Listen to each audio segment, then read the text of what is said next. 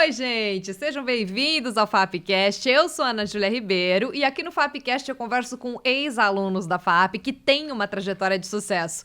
Hoje eu tenho a honra de receber aqui Carolina Cavernac, ela que é CEO e fundadora da Fin4She, especialista em finanças e novas oportunidades de negócios para mulheres no mercado de trabalho. Seja bem-vinda!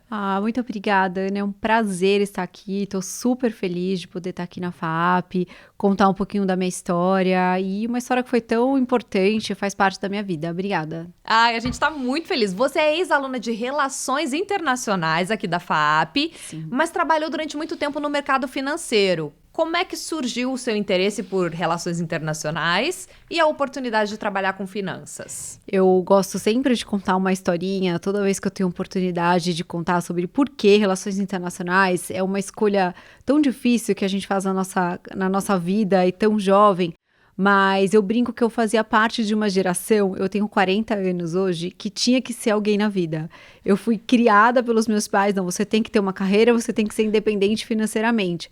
Então tinha uma confusão ali, quando eu era mais nova, que eu queria muito trabalhar com impacto social, em uma organização internacional, diplomacia, ou até uma ONG, algo que trabalhasse de fato com impacto. Mas eu tinha aquela coisa muito forte de ser alguém na vida e ter uma carreira e ser independente financeiramente. Então, eu escolhi Relações Internacionais. A FAAP, ela tinha esse curso, era muito recente ainda aqui, quando eu vim, foi mais ou menos 2002 que eu comecei aqui na FAAP. E o curso estava dentro da Faculdade de Economia. Então, em São Paulo, Economia, eu falei, poxa, eu acho que eu vou conseguir fazer um curso que me traga aí um pouco também mais dessa questão de mercado, empregabilidade. E aí, vim para a FAAP e comecei a cursar Relações Internacionais. E como era a Carolina Cavernac como aluna? Você era muito dedicada? Era aquela aluna mais festeira, mais nerdzinha? Eu acho que era uma aluna bastante dedicada. Eu sou do interior de São Paulo, então eu faço parte daqueles alunos que mudaram para São Paulo para estudar. Que legal. Vim morar aqui pertinho, né, da FAAP, morava aqui, vinha a pé para a faculdade. Na minha época, a gente ainda carregava aquelas pastinhas, sabe, o ficheiro com todas as aulas, as apostilas. Aí eu lembro que eu vinha caminhando a pé, segurando aqui todo o material.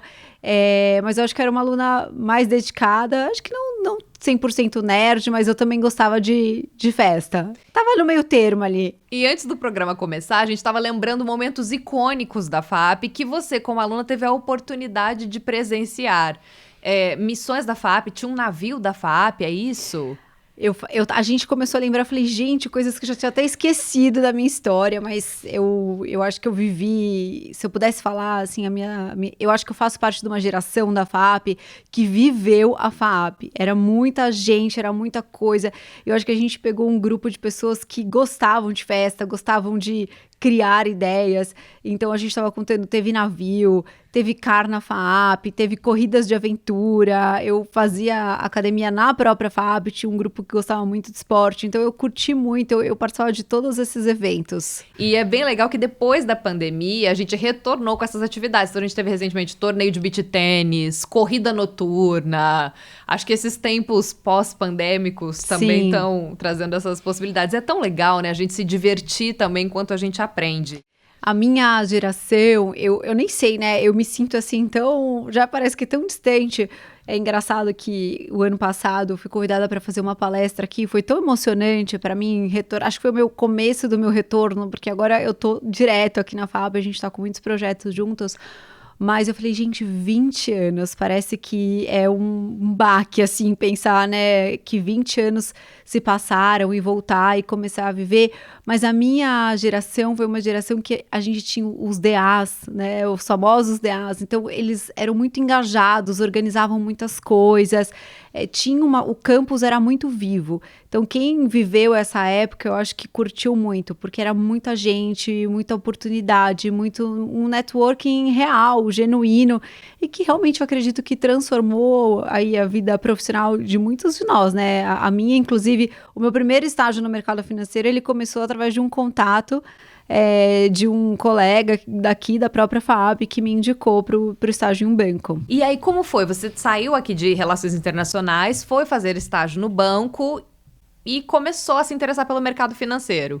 Eu já tinha feito alguns estágios, então no começo, durante a faculdade, eu fiz estágio em Câmara de Comércio, na época era Brasil-China. Eu já tinha experimentado trabalhar com alguns projetos que estavam mais ligados, por exemplo, a relações internacionais. E aí foi chegando mais para o final do curso, eu acho que a gente começa a pensar mais um pouco em futuro, o que vai ser. Então, acho que ativamente eu comecei a procurar mais emprego, e aí o mercado financeiro chegou até mim por contatos, né, por uma rede de relacionamento da própria FAP. Eu acho que a minha geração também foi uma geração que tinha muita gente trabalhando no mercado. Eu estava dentro do campus de economia, aqui ainda né, no mesmo prédio, RI e economia. Então ele falou, poxa, tem uma vaga de estágio no banco. O primeiro banco que eu trabalhei foi o Banco Modal. E aí eu entrei no Banco Modal através de um estágio. E aí entrei no mercado financeiro sem conhecer muito sobre esse mundo. Eu brinco que foi meio de paraquedas, assim. Mas é um mercado com muitas oportunidades. Eu acho que é um mercado que te permite crescer, se desenvolver, conhecer muita gente. E se passaram aí 15 anos trabalhando nesse mercado até começar a minha história com a Fin4She. 15 anos de experiência no mercado financeiro antes de você ter o start de começar a Fin4She. De empreender. Para as pessoas que estão nos assistindo agora pela primeira vez, aqui na FAP você já é uma figura muito mais que consagrada, conhecida e renomada. O que é a Fin4She? Quais são os propósitos de vocês? E em que medida ele se associou a um outro evento que também é muito famoso, que é o Women Finance? Então, acho que para fazer essas associações e conexões é importante contar. Eu estava há 15 anos no mercado financeiro, eu trabalhava há 10 anos já numa gestora de fundos globais. Então, desde o meu primeiro estágio, eu trabalhei em outros lugares, trabalhei no Citi, e aí eu já estava há 10 anos trabalhando na Franklin Templeton, que é uma gestora global, uma das maiores, e trabalhei muitos anos na área de sales, marketing, relação com investidores, e obviamente, né, a vida vai acontecendo, e quando eu tive meu segundo filho, eu sou mãe de 2 meninos, um tem 5 e o outro tem 7, então quando o Martim, que tem 5 anos, eu estava voltando da licença maternidade, eu entrei num processo muito de repensar a minha carreira. Eu acho que acontece com muitas mulheres que trabalham. O mercado financeiro, ele é um mercado, eu falo que ele é um mercado feito por homens para homens, e a gente sobrevive dentro desse mercado e vai tentando buscar e encontrar nossos lugares. Então, eu entrei num lugar muito de repensar a carreira e entender um pouco o meu momento. E foi muito, muito legal, assim, porque eu entendi que eu gostava muito de trabalhar, que a minha carreira era muito importante, mas que aquilo já não fazia mais sentido para mim. E aí, pesquisando, eu falei, poxa, o que as mulheres fazem quando acontecem isso, né? Eu brinco, né? O que elas comem, onde elas vivem, onde moram, porque a minha vida estava de ponta cabeça. O Tom, que é o meu filho mais velho, estava com 2,5 e o outro era um bebê. E aí eu vi que fora do Brasil já existiam muitos movimentos falando sobre diversidade, sobre inclusão, sobre mulheres na liderança. As empresas fora do Brasil já estavam extremamente comprometidas. Isso era em meados de 2019. Eu falei, poxa, eu acho que é uma oportunidade interessante. Eu acho que eu vou fazer alguma coisa. Deixa eu tentar reunir essas mulheres do mercado financeiro e ver o que vai dar, e o que elas fazem, o que elas pensam. Então, eu ativei muito um modo, assim, de conexão, de movimento, Ana, assim. Eu comecei a chamar pessoas para tomar café, conversar. E na época, eu lembro que eu tinha um chefe, já trabalhava com ele há 8 anos. Eu falei, eu tô com uma ideia aqui de fazer um evento. Então, aí vem também um pouco do intraempreendedorismo, que às vezes a gente acha que para você empreender, você tem que criar o seu negócio. E eu perguntei para ele, o que você acha da gente fazer esse evento aqui na empresa? Ele, não, Carol, vamos fazer. E aí eu esperava 80 mulheres, o nome foi Women in Finance, lá em 2019, e aí 800 mulheres se inscreveram para participar. Então esse foi meu grande começo empreendedor, e por isso que nasceu antes da Fin4She. Não, e é fantástico a gente perceber que a sensação de 800 mulheres também era semelhante à sensação que fez você ter a iniciativa de criar o evento. Sim. Eu acho que elas estavam esperando você chegar para é verdade, para conectar, né? E discutirem questões que envolvem o lado pessoal, mas que afetam o lado profissional, né? Sim. A gente, eu gosto de falar que não existe a vida pessoal, a vida profissional. É a nossa vida. E a gente, a cada momento, demanda as expectativas de alguns lugares que a gente Sim. frequenta, né? Mas a vida é uma só. Sim. 800 mulheres no seu primeiro evento. Não cabiam. Foi 400, a gente só tinha lugar para 400 ficaram de fora, mas foi o grande start, assim. E como funciona o Women Finance? É uma grande convenção, na sua primeira empreitada. Aí, para contar, o Women in Finance aconteceu, e aí muita gente começou a me procurar, e aí logo na sequência a gente entrou em pandemia, e acho que foi uma triste, né, mais feliz coincidência, triste por ser pandemia, mas essa pauta veio à tona, né, diversidade, saúde mental, inclusão, mulheres na liderança, as mulheres Mesmo foram... porque mulheres no mercado de trabalho também em home office. Home office, exatamente. Foram os home offices que as mulheres já têm mesmo. Escancarou, né? Eu falo que a pandemia, ela fez com que a gente abrisse a porta da nossa casa e da nossa vida para entender o que acontecia do outro lado.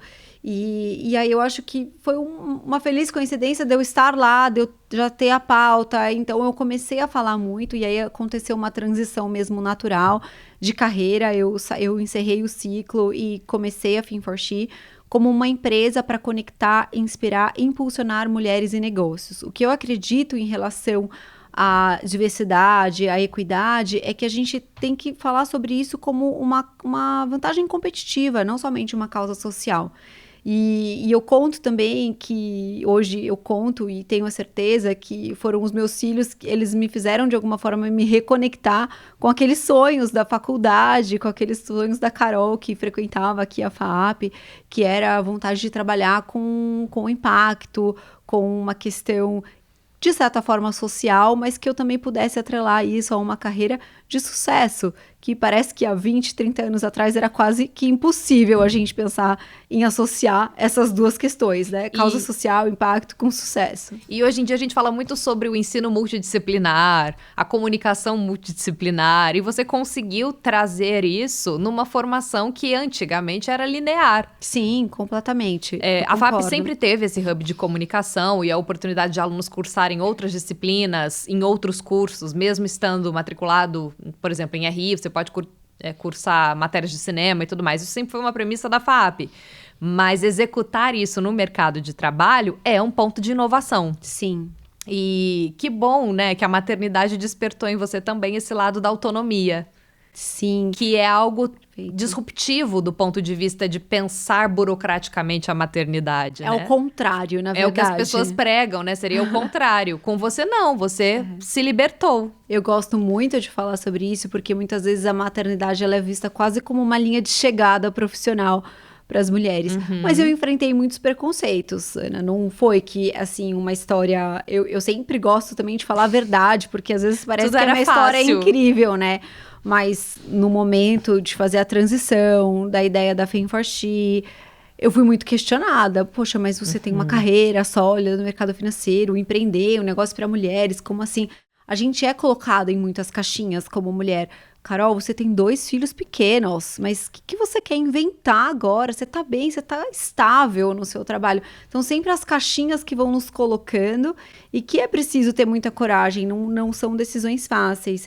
E aí eu já faço um outro link com a questão da independência financeira feminina, que é hoje uma das coisas que eu mais acredito através da Fin4She, porque no final do dia, o que nos dá liberdade de escolha, sendo mãe, não sendo mãe, trabalhando, querendo empreender, é a nossa liberdade financeira. É uma questão de segurança, de dignidade, de liberdade, que traz não só para as mulheres, né, mas acho que para o mercado inteiro, uma nova forma de se posicionar diante das pessoas. Porque se você tem a sua independência bem consolidada, você não precisa passar por determinadas situações que te colocariam em risco.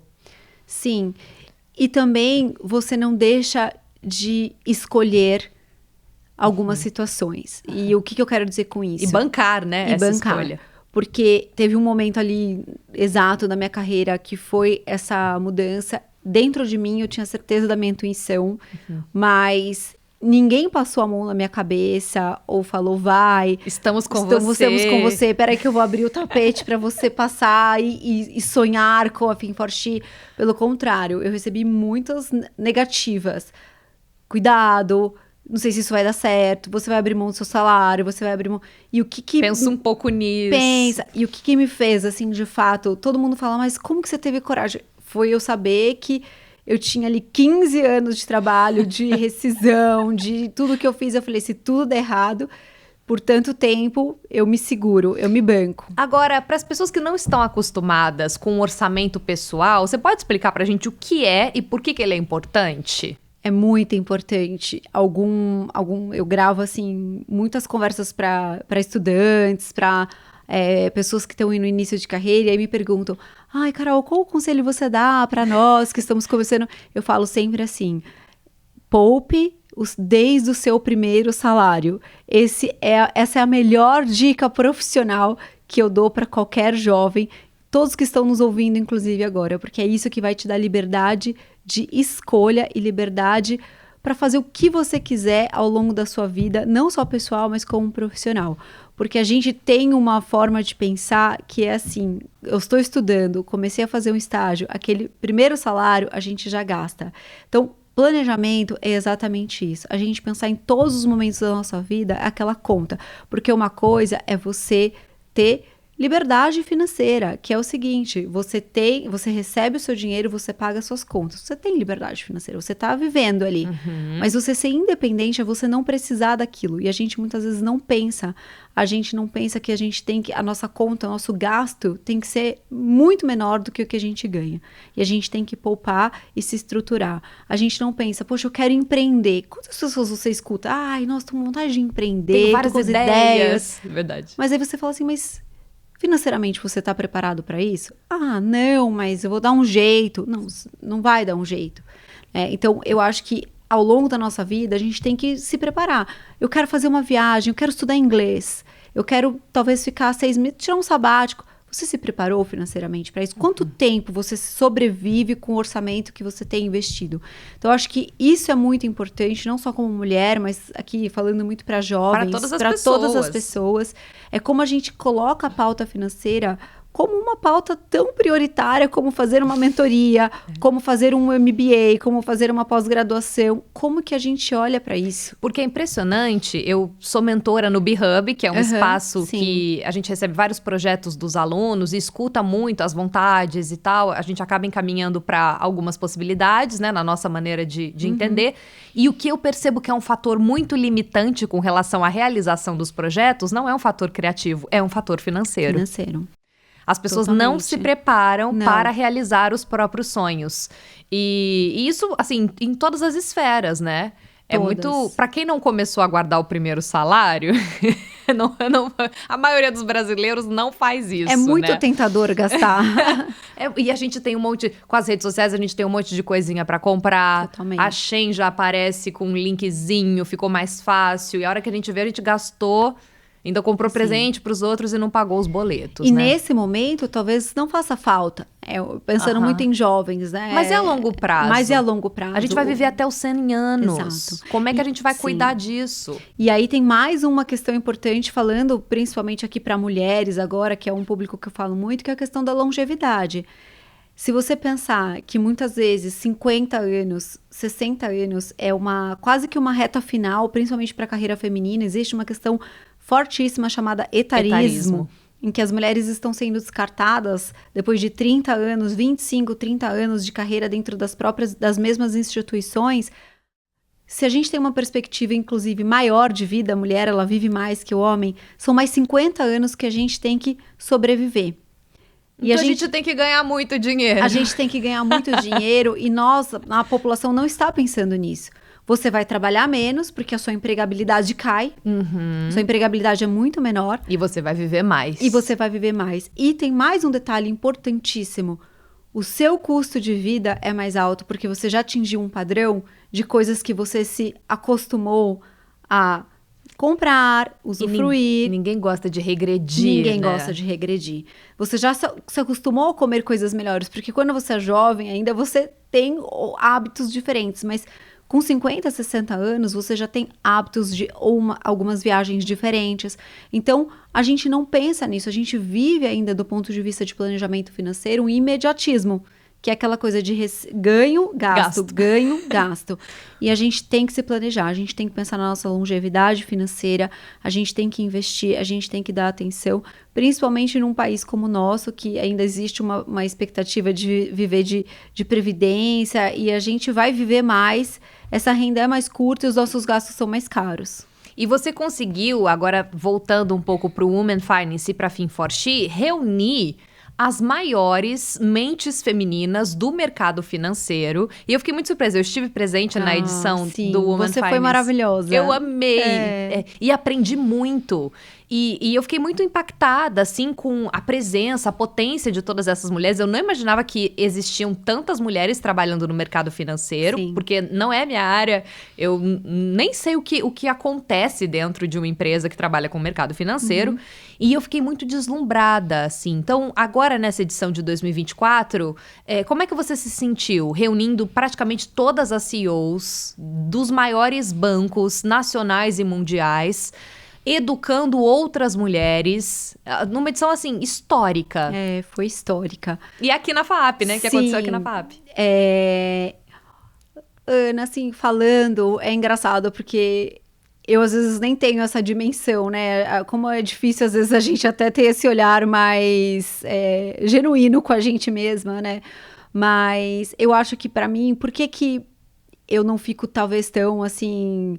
deslumbrada, porque é uma construção diária. E de anos, né? E de anos. E eu falo muito isso pro meu time. Isso é um time pequeno, nós somos em 6 pessoas, mas também para quem tá perto de mim, através da Fin4She, que o palco, ele nunca é o meu destino final, o meu objetivo. Para mim é a jornada. Então, o que eu fiz aqui naquele dia é o que eu faço todos os dias, é uma construção. Mas o que eu acredito que é o sucesso daquele evento e o porquê que aquilo acontece, eu acho que tem 2 coisas que são muito importantes. A primeira é a construção de redes de valor. E aí essa dica eu quero deixar muito, muito assim, forte, especial aqui para os alunos que estão nos ouvindo, para todo mundo, porque é isso que faz a gente mover ponteiros, construir. Eu não estou aqui sozinha. Aquelas mulheres, de alguma forma, todas elas fazem parte, me abriram portas, muitas delas dentro dessas instituições. É a gente aprender a ouvir, é a gente aprender a construir relacionamentos que gerem valor. Então, aquilo aconteceu porque eu acho que tem uma história ali de construção, de um networking verdadeiro, né? Não um networking que a gente fala que é ir nos lugares só para ver e ser vista. E aí eu acho que a segunda parte é a gente conseguir trazer um conteúdo também verdadeiro, um conteúdo... educacional mesmo. Educacional, mas um conteúdo que toca de verdade. A gente vive num mercado de homens, feito por homens para homens, que eu comecei falando. Se você for parar para pensar, talvez não seja muito o seu mundo, mas são eventos muito padronizados, em que a gente fala uma língua difícil, homens brancos, héteros, engravatados, com as mesmas roupas. E eu acho que a gente conseguiu criar um lugar em que a gente traz um conteúdo que conecta. E uma leveza, Uma né? leveza. E se você olhar as pessoas muito coloridas... Não, gente, fantástico. A gente podia sentir que era um lugar que elas estavam sendo elas mesmas e gerando relacionamentos e essa rede de valor.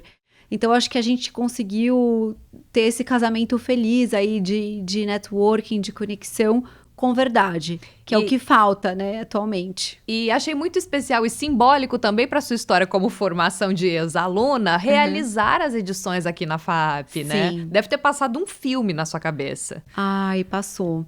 E tem uma outra história também legal, eu conto muitas histórias, mas em maio de 2023, o professor Johnny, aqui da FAAP, ele me chamou para participar da Semana de Relações Internacionais e Economia.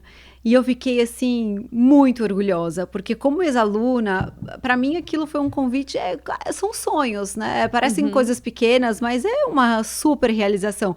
Porque eu lembro de estar sentada na plateia... Aprendendo com os palestrantes, com ex-alunos que vinham falar na Semana de Economia e Relações Internacionais. Então, para mim era assim um sonho, uma conquista, voltar à FAAP como ex-aluna e poder falar para os alunos de Economia e Relações Internacionais. E aí, um outro capítulo da minha história, que eu morei quase 3 anos em Teresina, eu não sei se eu te contei. Não sabia, que legal. Eu acabei de voltar em fevereiro, meu marido foi transferido, então mais Então você foi pro Piauí. Eu morei quase 3 anos no Piauí, então eu continuei empreendendo, né, do Piauí, sempre viajando para cá. E esse convite foi exatamente na semana do Dia das Mães, e eu acabei perdendo o Dia das Mães na escola do meu filho, né? E aí eu gravei um vídeo que passou na sala, e eu fiquei assim, muito, meu Deus, eu não vou estar lá com ele, Dia das Mães. Mas eu falei muito sobre sonhos, como é importante a gente seguir, a nossa intuição. E eu tinha uma intuição muito grande que eu precisava construir essa história com a FAP e que aquele era o começo. E tem uma coisa Deu certo. Deu muito certo. E tocando agora na questão, né, do Dia das Mães, você não tá presente, eu acredito muito que uma mãe feliz faz um filho feliz. Então, Sim. A nossa presença, às vezes, nem sempre pode ser física, totalmente. Mas se a presença emocional, afetiva, se essa ligação, essa conexão espiritual mesmo, nossa, tanto com as pessoas que a gente ama, com a ligação com o nosso trabalho, eu acho que esse cuidado afetivo, às vezes acaba sendo mais presente do que pessoas que estão presentes e às vezes estão mexendo no telefone celular. Ai, sim. E eu também acho que não existe uma receita de bolo mágica. Falando sobre a culpabilidade, por isso que eu quis dizer isso. Sim, e cada vez mais, né, os meus filhos crescem, a gente vai reaprendendo diariamente a ser mãe, mas eu acho que não existe uma receita entre tempo e presença, entre estar fisicamente e não estar. Eu acho que a gente está numa constante busca por essa equação. Mas eu acredito muito no exemplo. E naquele momento, eu falo muito para os meus filhos sobre eles buscarem os sonhos, para eles serem felizes. E eu falei, poxa, mas eu tentei passar para eles que a mãe também tem sonhos. Então, a gente também precisa dar exemplos que também estamos buscando nossos sonhos. Porque se eu quero que eles façam isso, como que eles vão fazer isso se eu talvez abandonei os meus próprios sonhos? Então, eu acho que cada um vai tentando achar um caminho para fazer dar certo, sabe? Assim, não acho que tem uma receita. Para as mulheres que querem fazer parte da Women Finance ou da Fin4She, como é que elas podem entrar em contato com você? E se a gente vai ter uma edição de 2025? Então, sim, teremos uma edição de 2025 aqui na FAP. Já estamos conversando. Spoiler, hein, gente? E não só o evento, a gente está preparando muitas coisas. Então, eu acho que foi o começo de uma parceria de longo prazo. Eu acho que tem muitos projetos bem legais. Então, principalmente para as alunas, eu acho que a gente vai ter muitas coisas legais aqui na faculdade. Para quem é aluno da FAP, vai gostar muito do que a gente está preparando. A gente tem uma plataforma gratuita, então, inclusive, tudo que aconteceu no evento, a gente tem através do nosso podcast também, que é o ForceCast. Todos os painéis, que legal! Todos os painéis estão lá, então todo mundo pode acessar de forma gratuita, todo mundo pode acessar nossos conteúdos. A gente tem masterclass gratuita mensal, a gente tem videocast, a gente tem muita coisa, então é só entrar no fin4she.com.br e acessar. Os nossos eventos, a gente tem uma programação do ano todo, então também no nosso site tem agenda, a gente conta tudo o que vai acontecer.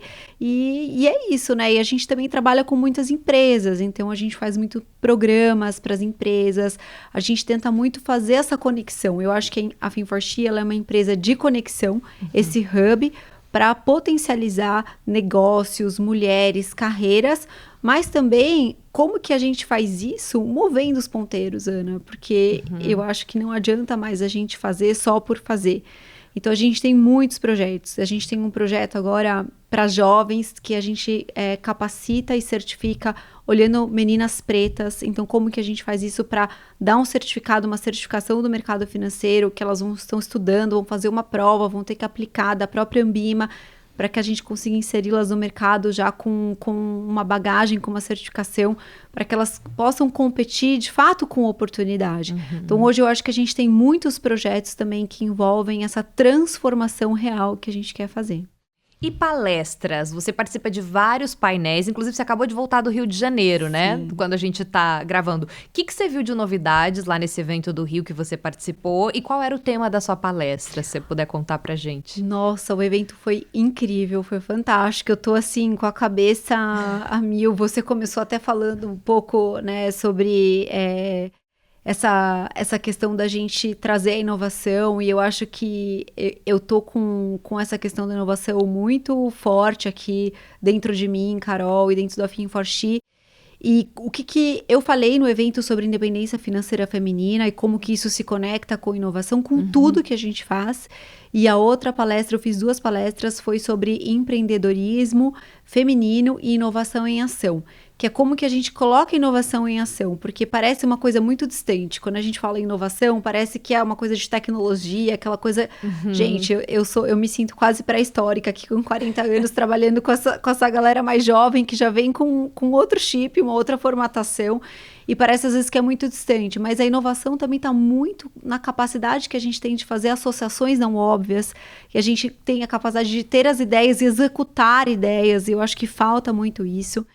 E hoje, o que eu acho que eu aprendi muito nesses dias de evento, que eu venho aprendendo muito com muitos profissionais que falam sobre isso, é que o profissional do futuro, o líder do futuro, vai ser um líder que vai ser capaz de fazer essas associações não óbvias, entender o seu DNA inovador, porque todos nós somos inovadores, todos nós somos criativos, a gente precisa entender as ferramentas e como que a gente transforma isso em prática.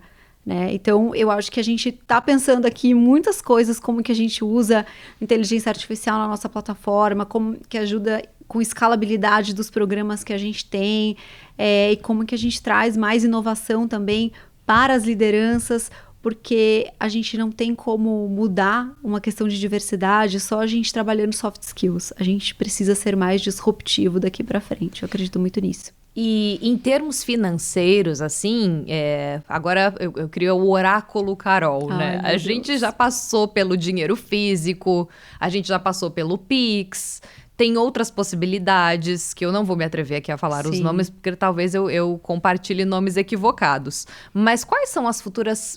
bitcoins, a gente não pode esquecer... e aí, o que você imagina, assim, uma previsibilidade? É possível? A gente vai continuar usando o Pix? A gente vai... Eu não sei, eu acho que é muito difícil, mas eu acho que a gente caminha cada vez mais para o mercado mais disruptivo, open banking, tecnologias. Então, o que eu acredito é que quem não estiver inserido nessa inovação e nessas tecnologias, inevitavelmente estará fora, né, desse mercado. E como a gente consegue construir uma certa segurança financeira trabalhando com investimentos? É possível arriscar e ter uma certa estabilidade? Eu acredito que sim. Eu acho que o mais importante é a gente entender o nosso perfil. Né? Então, não existe uma receita perfeita. Você investe nisso, nisso, nisso, nisso. E deu tudo certo. E vai dar tudo certo. Porque cada um está num momento de vida, né? Cada um sabe, eu falo que assim, a gente tem que sempre mensurar, né, o risco que a gente pode correr naquele momento da nossa vida, o que a gente está disposto. Então, isso é algo muito particular. Mulheres e homens tomam risco de forma diferente também na hora de investir, mas não significa que mulheres são melhores ou piores investidoras que homens, são bem diferentes. Mulheres também tomam risco, a gente tem só um perfil de querer estudar, aprender mais, mas existem muitas formas da gente conseguir ganhar, ter lucro investindo. Então, acho que é uma grande sabedoria a gente também aprender a colocar o dinheiro para trabalhar pra gente. É isso que a gente precisa aprender. Nossa, eu adorei essa frase, gente, colocar o dinheiro para trabalhar pra gente. É isso, investir é isso, é você pegar o seu dinheiro e fazer ele lá render, trabalhar para você. Ele tá lá rendendo, ele tá trabalhando pra gente.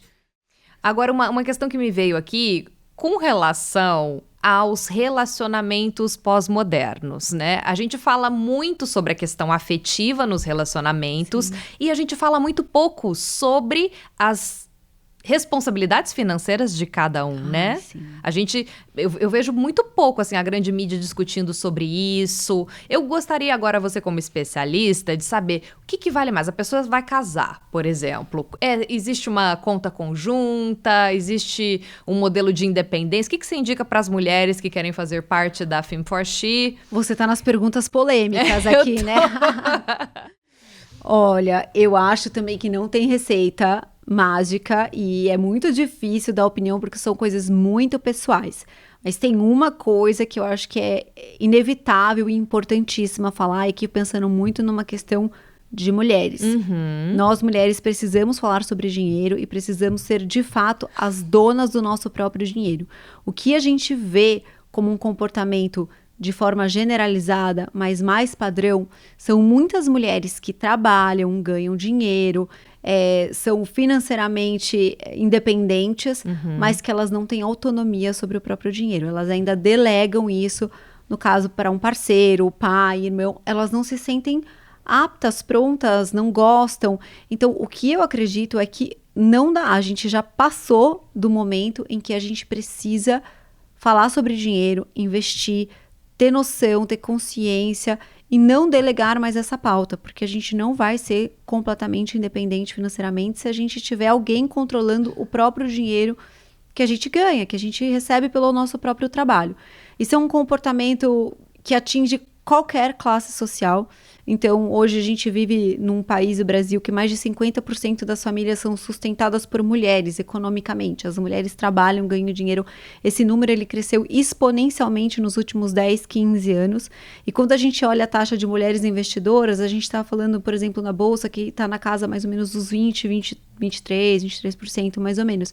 Então, assim, é um número muito discrepante. As mulheres, elas ainda, não são responsáveis pelo seu próprio dinheiro. E as mulheres também, elas têm uma questão na hora de investir, que elas têm um cuidado maior com a família, de como elas vão atingir os sonhos, fazer uma viagem, comprar uma casa, pagar um intercâmbio do filho, eu vou poupar para que isso aconteça. Então, as mulheres, elas são excelentes investidoras, elas têm um perfil, que é visão de longo prazo, então elas investem pensando no longo prazo, não giram tanto a carteira.